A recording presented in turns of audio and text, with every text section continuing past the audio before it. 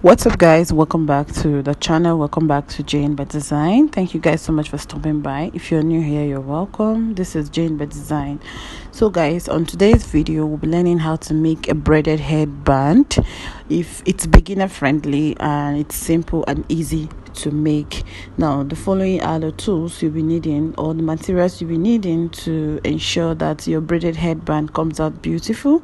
You'll be needing a piece of fabric, you need your fiber, you need a tape, rule, and a scissors. Okay, so these are basically all that you'll be needing for this band to come out nice. And also for the fiber, I wouldn't know how much quantity you'll be needing. Just get as much as you would think you require. So just in case someone asks me how much of the quantity they will be needing for the fiber, I don't know. Just get as much as you want, and that's it, guys. So now we'll just go ahead and start placing our measurements on our fabric so that we can cut out the strips of fabric we need for this. Now for the braided headband, you'll be needing 3 pieces, that's 3 strips of fabric from this fabric. So I'm going to be cutting out 3 strips of fabric, and each of those strips is going to be 3 inches in width and 38 inch in length. Okay, so I would advise also that you take the circumference of your head circumference, and measure that out so you know the amount of fabric you need, so that you don't go too so that it doesn't become too long and too big for your head. Okay, so it stays nicely and fits on top of your head nicely. So I'll take 3 inch, like I said previously. I'll take 3 inch for the width of the fabric, and the length is 36 inch. So that's what I'm doing here. I'm going ahead to cut out my 3 inch width and 36 inch length. And I said also that we need 3 of this piece, because it's braided. You need 3 pieces of it to be cut out from this fabric. So that's what I've done here, and after I've cut out, this is what each of those strips is looking like. So now the pieces have been cut into 3, and they are all 37 in length and 3 inches in width. Now that you've gotten this part, the next thing to do is to go ahead and stitch them close. So I'm going to fold it over to the right sides facing each other, and we are going to stitch all the way from the top to the bottom. We're going to do this for the remaining 2. So we're going to do this step for the first, the second, and the third strip. So we're going to go sew it down, right sides facing each other, and we're going to be sewing on the wrong side. Okay, so after we are done sewing on the wrong side, we're going to go ahead and turn it inside out so that we can reveal the good side of the piece. Now that the good side has been revealed, you're going to start filling up the fiber into those strips. So you take your fiber and you gradually keep pushing it inside, ensuring that each of the strip of fabric is filled to the brim. So you're going to be pushing from top to bottom. All right, so that's what I've done here. You can see what it looks like when you're done filling it up. It's going to look puffy, and it will be filled up. All the 3 of them will be filled up and nicely as well. Now this is it, guys. Okay, this is it, guys. They are all filled up, and this is what they would look like. Now we're going to proceed to joining the 3 of them together.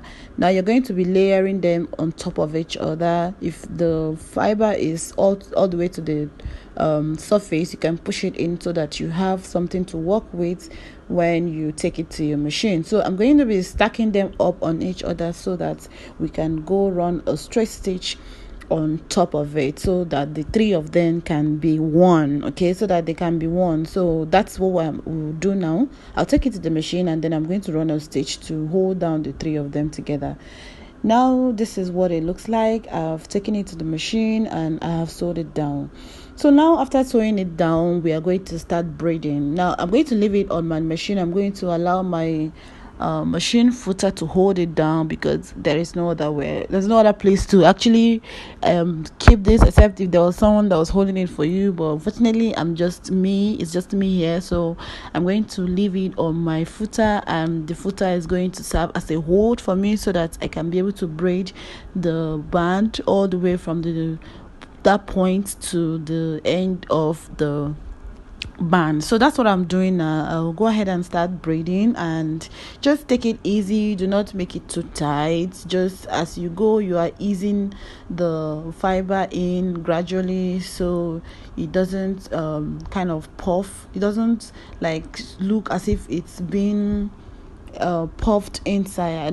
I hope you get what I'm trying to say here. So I'm just going to keep braiding until I get to the very end of the band. So this is what you need to do. Keep braiding it gradually until you get to the end of the band, and after that we'll go back to our work table and we'll show us what next to do.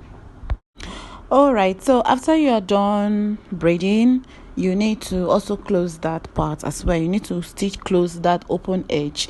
So that's what I've done here. You can see that the two edges has been closed. All right, and you can see our band looking beautiful and nice and clean. Okay, so I'm going to go ahead and attach and join the two edges together. So we need to go stitch the two edge together so that it will form a circle. All right, so I'll take it to my machine, and then we're going to go stitch close the two edges so that they can be joined together and to form that rounded band that you have all seen and familiar with right now. All right, so after joining the two together, the two edges together, we need to conceal that part, because after you've joined it, that part will still be visible. The stitches will still be visible. We need to conceal that part, and in order to do that, you need to cut out a piece of fabric which is 5" in length and 5" in width. So you're cutting 5x5, and after cutting you need to fold it over together, right sides facing each other, and you're going to sew from top to bottom. So we're just going to go ahead and sew the piece of fabric that we just cut out, and after you've stitched it closed, we're going to turn it inside out to also reveal the good side of this piece of cloth. Now you're going to be using this piece of cloth to conceal that edge on your band. That's the edge where we joined the two sides together. So you're going to be using this piece of cloth to cover it so that the stitches does not show. So that's what I've done here. You can see after I have joined the fabric together, I took it to that part of my band where the stitches are still revealing, and I'm going to use it to conceal the stitch at that part of the band. So now I'm going to take it, after turning it this way, I will take it to the machine and I'm going to sew it. Okay, so I will just go ahead and stitch the piece of cloth together, and that will be it, guys. So after stitching it, you're going to turn it inside out so that the stitches will be facing the inner side of the band. So the fabric is there now, but it's kind of moving around and it might shift to another position if it's not held down. So what I'll do is to take my glue gun. This is a glue gun and this is the glue there. So I'm going to take this glue gun and I'm going to melt it and use it to ensure that the fabric stays in place. So what you do if you have this equipment, there's a position at the glue gun where you insert the glue there, and you plug the machine on your circuit, on your electricity, and when it's really hot, you press. There's a point where you have to press for the glue to come out. So that's what I'm doing here.